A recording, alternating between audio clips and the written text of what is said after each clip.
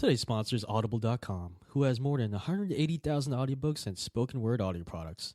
Get a free audiobook of your choice at www.audibletrial.com/shark.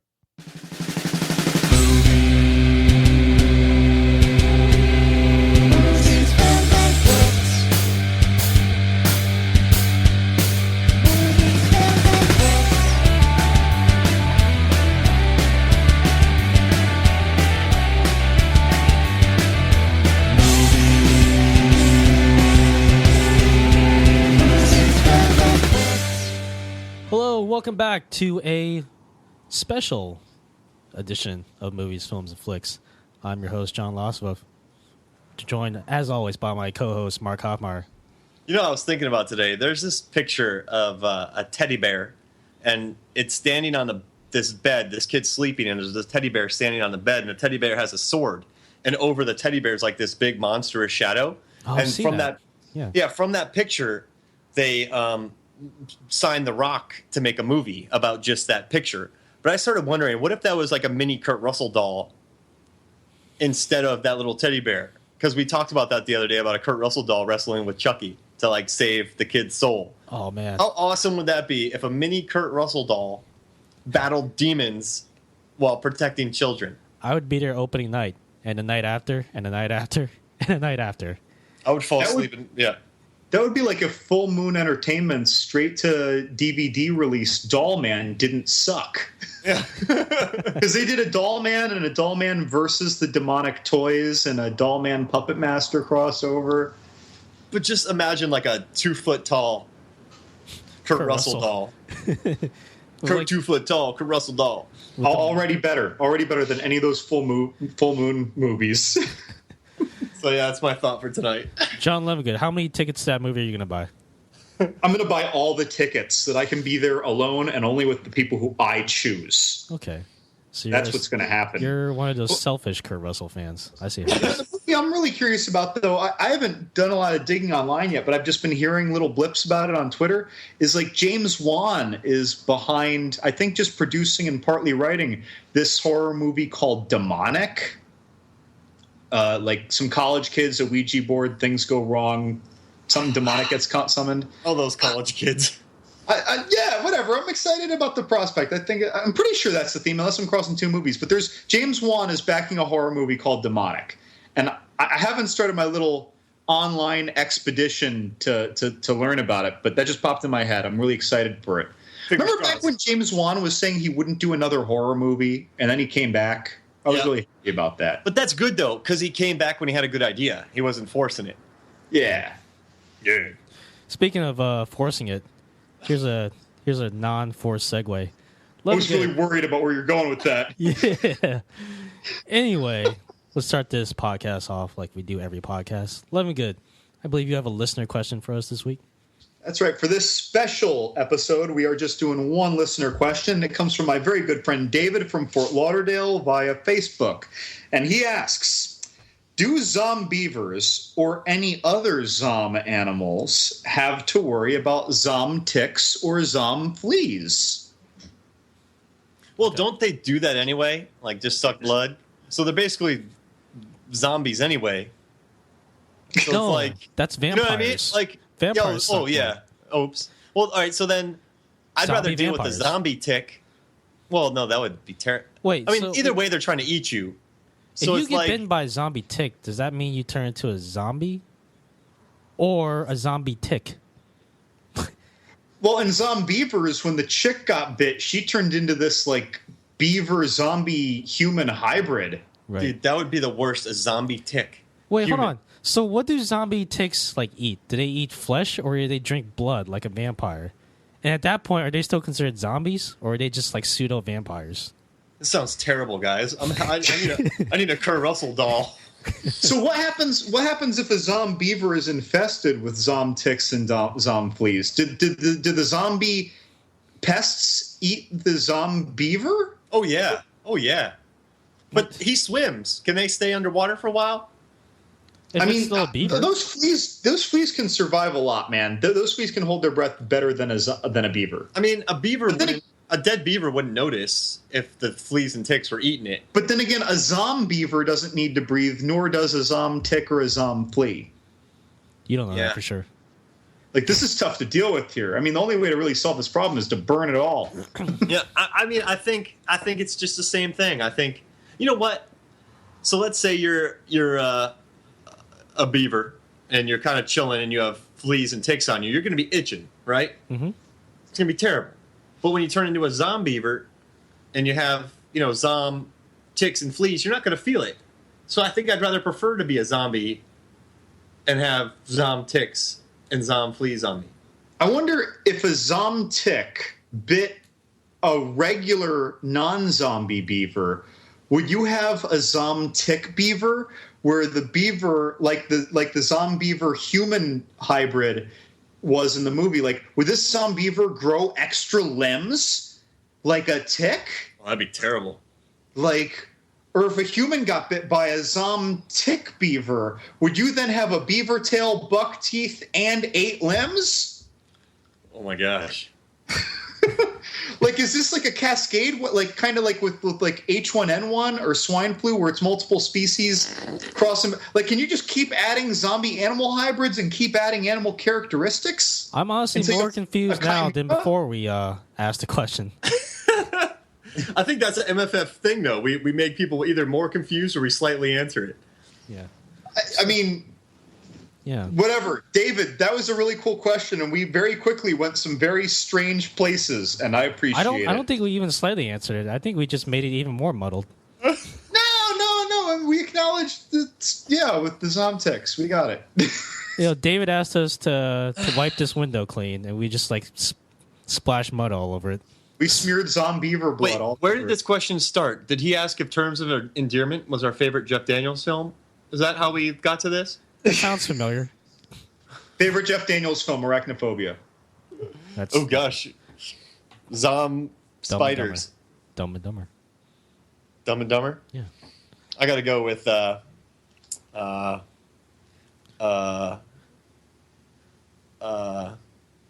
drawing a blank. The Newsroom. I I don't know. Let's move on. Close enough. The Lookout. All right. So you're probably wondering right now why we keep calling this episode a special edition of Movies, Films, and Flicks. Mark, do you care to enlighten our listeners? Yeah, so the last podcast we released, it was about, I wrote a post on Movies, Films, and Flicks that really kind of took off and got a lot of traction on AV Club and Reddit and all that. And I just basically, I did 4 things. I collected hundreds of I looked at hundreds of 21st century horror films, right? Then I collected a list of 160. Then I broke down their data. What I did was I took the top 20 critically rated horror films according to Rotten Tomatoes and Metacritic critic users. Then I took the top 20 audience rated horror films according to IMDb, Rotten Tomatoes, Rotten Tomatoes audience scores, and Metacritic users. So I did critics users.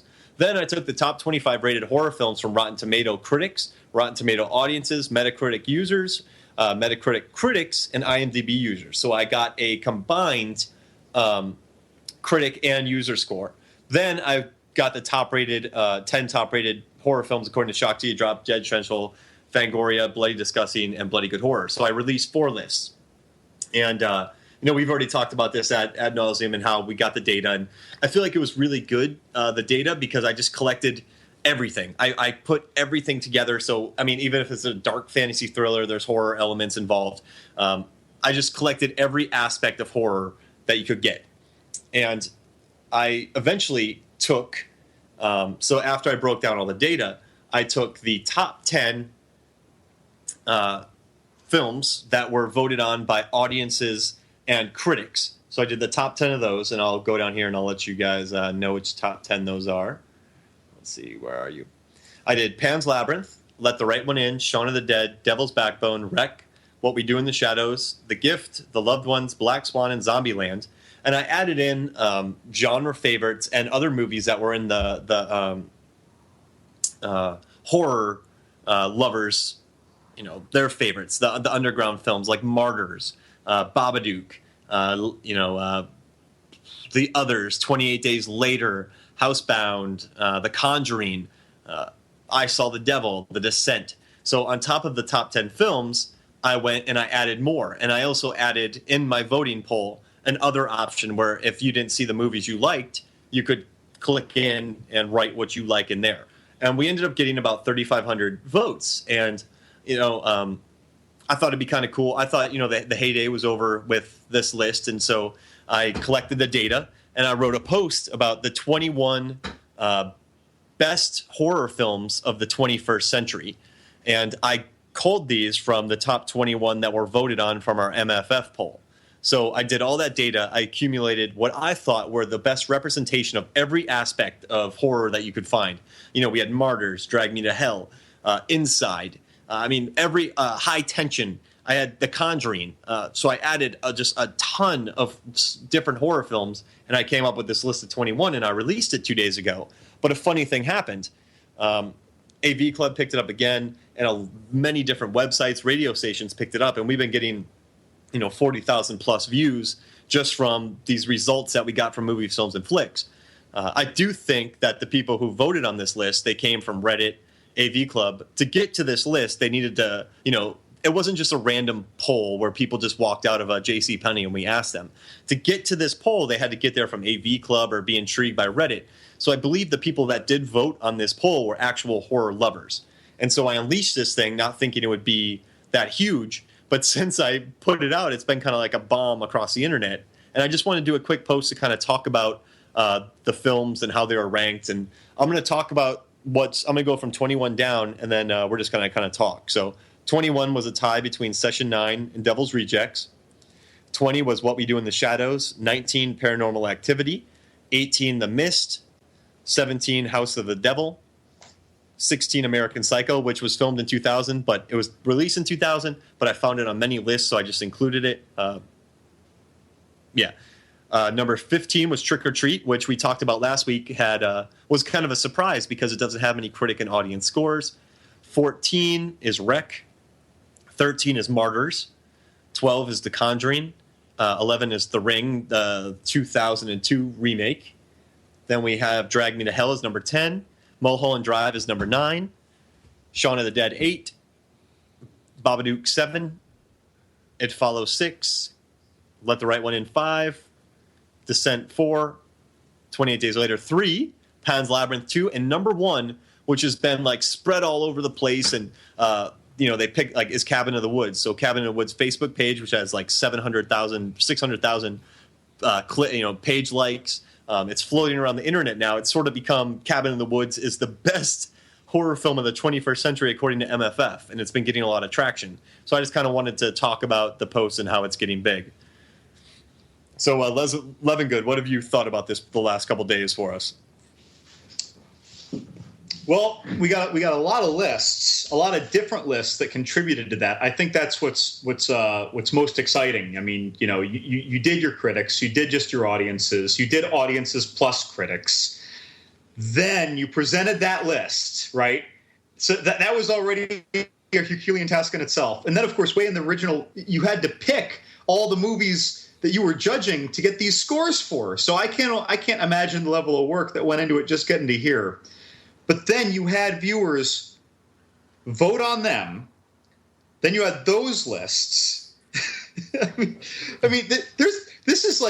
is not just someone throwing up an arbitrary list on the internet, which honestly is what almost every best of horror list on the internet is. It's the qualitative judgment of one person or the summary of scores on one website. And so to me, this is... You have actually asked the people for their favorite horror movies. And as it turns out, when you ask the people for their favorite horror movies and put it on the internet, a lot of people are strikingly unhappy with the results. It's almost like electing a president. Like, you ask the people in a way that is the most fair, all-inclusive way of gauging a top horror list, and you have a huge proportion of unhappy or snippety or snarky commenters between Reddit all over the place and the AV Club and our website, Movies, Films, and Flicks. I think it's very interesting when you give them what they want and then they don't want it. I mean, there have been a lot of people wonder why The Shining wasn't on the list. I think they didn't see that was from the 21st century. And a lot of people are really mad about Cabin in the Woods, and they're saying Mulholland Drive isn't horror, American Psycho isn't horror. But there have been like a lot of, you know what my favorite comment was? It was from the AV Club. Some guys like, I thought this list would be atrocious, but it turns out I love most of these movies. And like actually the comments, I don't know if it's like the vocal minority that have been like not liking the list, but I think it has gotten a good response just from the sheer number of shares. You know, like if people hated it, it might have been squashed. Oh, sure. And I'm referring to a lot of complainers, but it's really just, trollers on Reddit. And people are more likely to speak up with a complaint or just to hear themselves speak than they are to pat you on the back. When everything's good and they don't have anything original to add, I think that people tend to be quiet. You know, I'm honestly really surprised by the response because, usually the horror genre, it's, in relative terms, it's kind of a niche genre. I mean, it doesn't, I don't know, it's just not as popular as like the action movies or the comedies or the romances. And it's just like it's and the other inferior genres. Yeah, it's awesome to see such a huge response for the horror list because it tells me like, hey, there's a lot of love for horror movies out there. It just for some reason it doesn't always translate to critical and commercial success all the time. And what do you Cabin in the Woods? I'm going to tell you, I think this wins every time on big lists, and I'll tell you why. And people probably think I'm crazy and I'm stupid, but Joss Whedon has a very supportive fan base. All right, so anytime that people know that there's a vote, they're going to vote for him. But also, Cabin in the Woods, it puts a spin on the horror genre. It turns it 180 degrees and lets like a merman eat it. Not only it was like really delayed, so when it hit theaters, it already had a fan base because people were like, "Get Joss Whedon's movie out there," so it already had a lot of positive buzz. And then it came out, and the movie has a lot of guts, like literally and figuratively. And it was kind of told from like an angry place because Joss Whedon and Drew Goddard were like thinking about movies where we just go to movies to watch people die. So then we have these people watching the screens while these smart teenagers who are made dumb die. So it was kind of coming from an angry place. It was bounding with creativity. I mean, sometimes it was a little too cute by half, but like Star Wars when you go in the cantina and like whole books were written about characters in the cantina in Jabba's palace. There's monsters that people still talk about, like going through all the creative monsters. I mean, there's blood, there's guts, there's death by trowel, there's like stoner jokes. I think it plays with the Harbinger. Like it takes the genre and I'm not saying I guess. Oh, and I mean, if you look at movies like Alien, a lot of people were making like gooey monster flicks, and that really changed the genre and made it better. Scream made it really kind of meta, and it played a joke with it. And I think Cabin in the Woods did that for this century, and I think it deserves the praise for what it has, and it has a very loyal fan base. Oh, for sure. They did something new. Scream did something new, and Cabin in the Woods did something new, but they didn't do the same new thing, right? They both stood out. I mean, if you ask me, all these people who are complaining, they're complaining because of all the things that they recognize in the movie. They recognize the tropes, even though they realize they're being told these are tropes. And they recognize a lot of these monsters because they're either plays on monsters, like there was a spin on Hellraiser's Pinhead in there, like a Cenobite thing. There are other things that you wonder what it is, other things from J-horror. But like they recognize a lot of things. But the fact is to anyone who's criticizing this horror movie for its originality, what have you seen that's like it? What did it borrow? Because if it borrowed things, it borrowed any one thing for no more than 60 seconds. It didn't borrow a plot. Yeah. And no, I mean, I think it's exciting that this was voted for. And you know what, though? I think this was the perfect film to be number one because of the amount of discussion it got. You know what I mean? Like, I think if Descent would have been number one, everyone would have been like, all right. But like, Cabin in the Woods got it, and everyone's like, what? Like, you know what I mean? I think it's been a good thing for discussion. So I think it worked perfectly to kind of spread the word out about this film. Well, I'm glad Cabin in the Woods is getting the attention it's getting now because it's a movie that basically highlights like all the tropes from all these horror movies. And because this is my hope is that like, any potential horror filmmakers will look at this movie and, after they watch this movie, like they'll go like, okay, so Cabin in the Woods just basically took all these tropes and eviscerated them. I had to come up with new ideas for horror movies. That's my hope that, Cabin in the Woods will inspire like, just legions of, filmmakers like just like inspiring them to do like more creative things in the horror genre. And that's what we've been talking about. 2014, 2015, we saw The Babadook, It Follows, Honeymoon, Spring. A lot of these movies that took different horror things and made something different with it. So I do think that, like Honeymoon, it's about a cabin in the woods, but it's actually a happy couple that's on their honeymoon that go to a cabin. Rarely it's always like the drunk co-eds or like the fighting couples. So like it kind of, it did something really original by making you, like the characters, which is kind of new. But I don't know, were there any surprises on this list? I was happy to see Trick or Treat at number 15. I didn't think The Ring was going to be that highly rated. But both of those shocked me. Yeah, I mean, the Trick or Treat, I feel like has more of the cult following. The Ring, I thought it would get lumped into the J horror remakes and get forgotten in the very best of.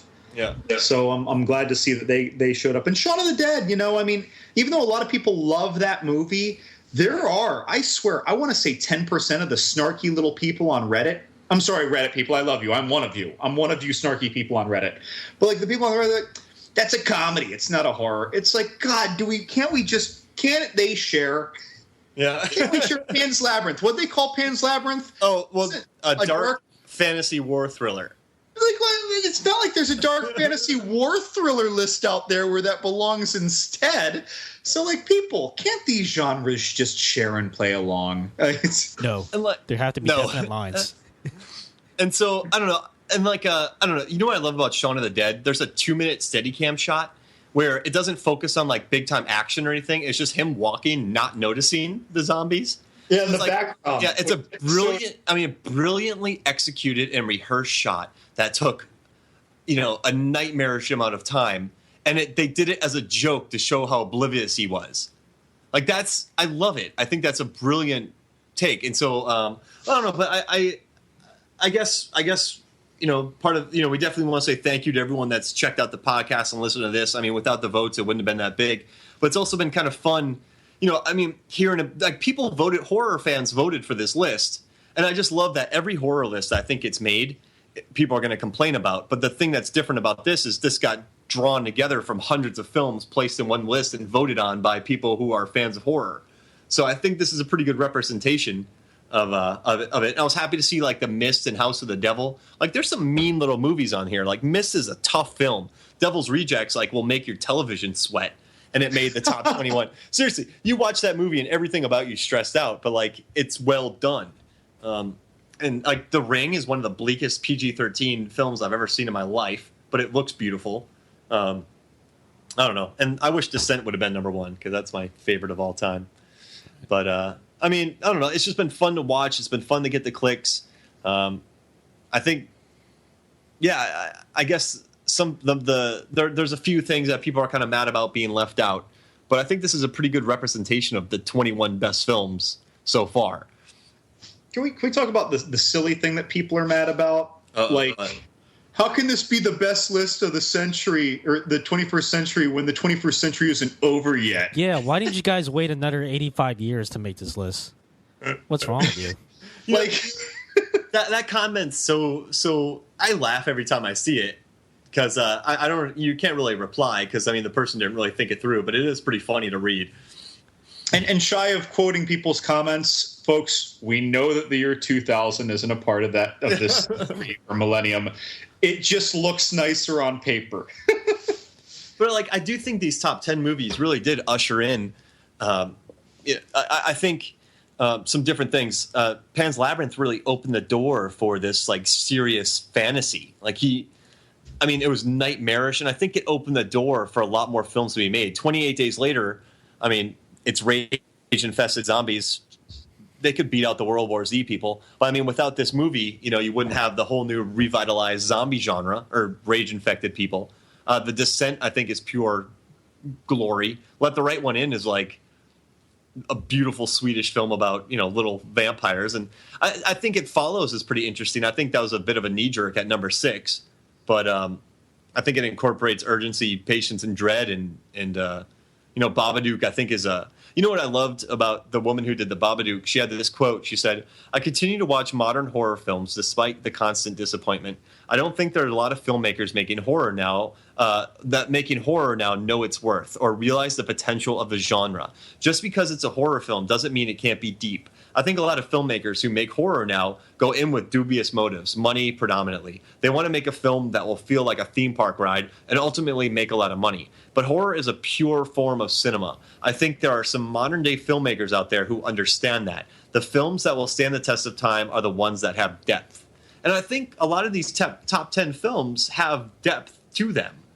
I mean, just think about the car park fight in the parking garage or Drag Me to Hell. I mean, My goodness. Yeah. but like, I don't know. I know that's a long-winded quote I just had, but I do think a lot of these horror films on this list have depth to them.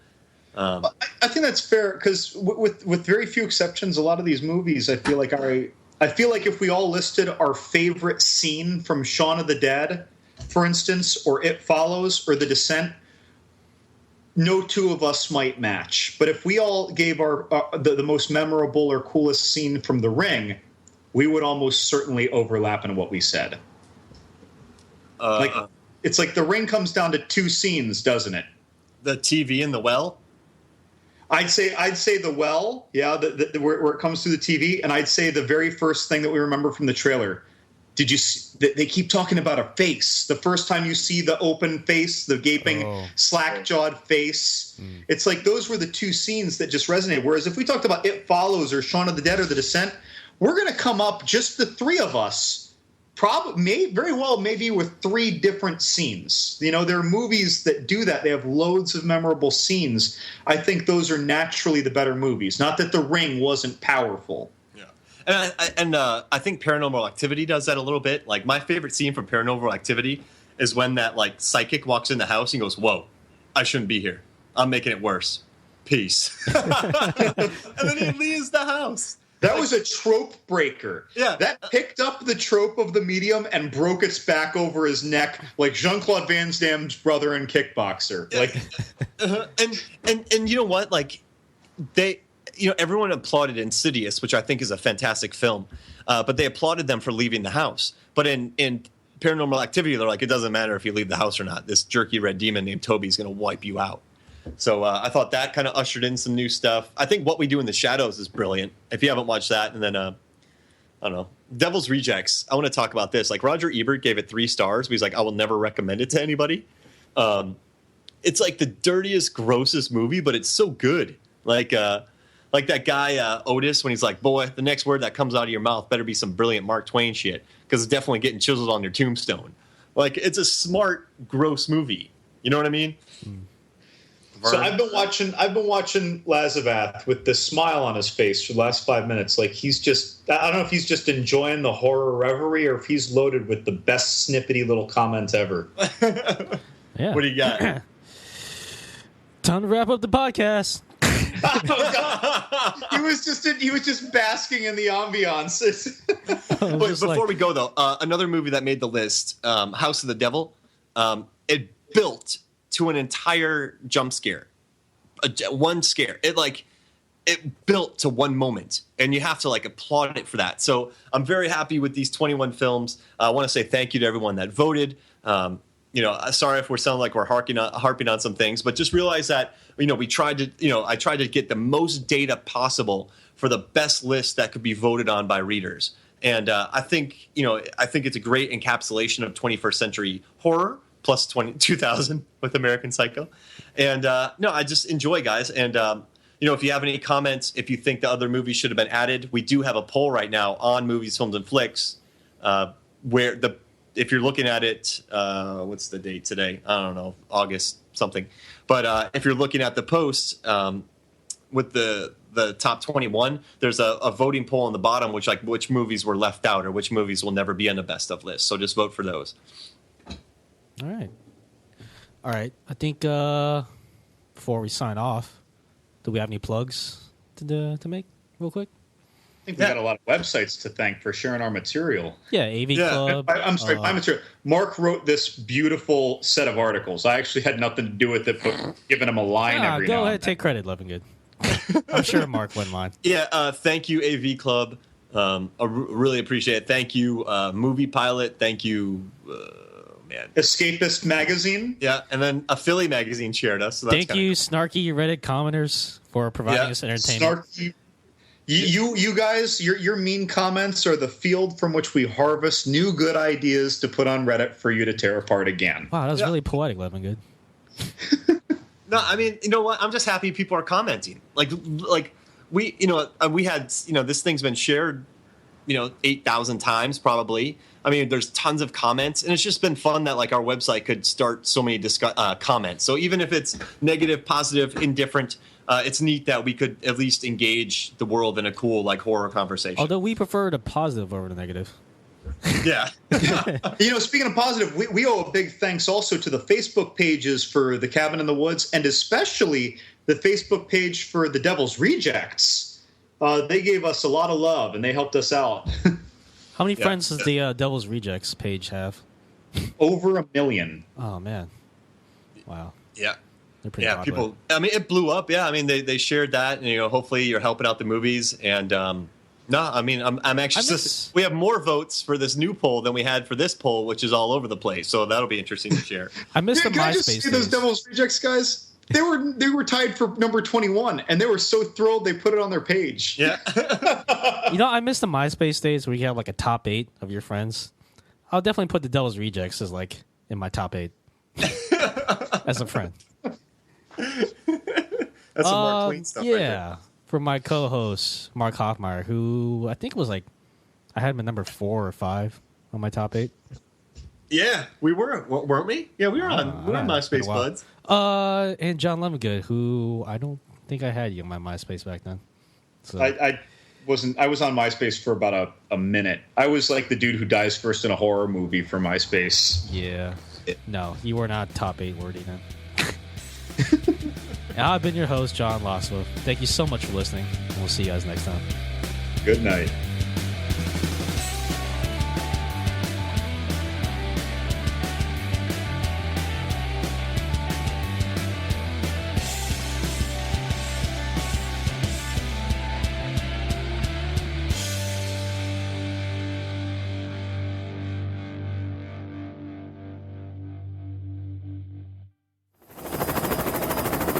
We're above the target.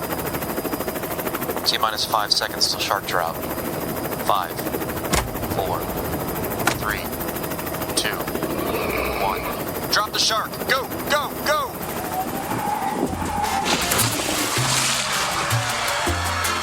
This podcast is a Shark Dropper Studios production.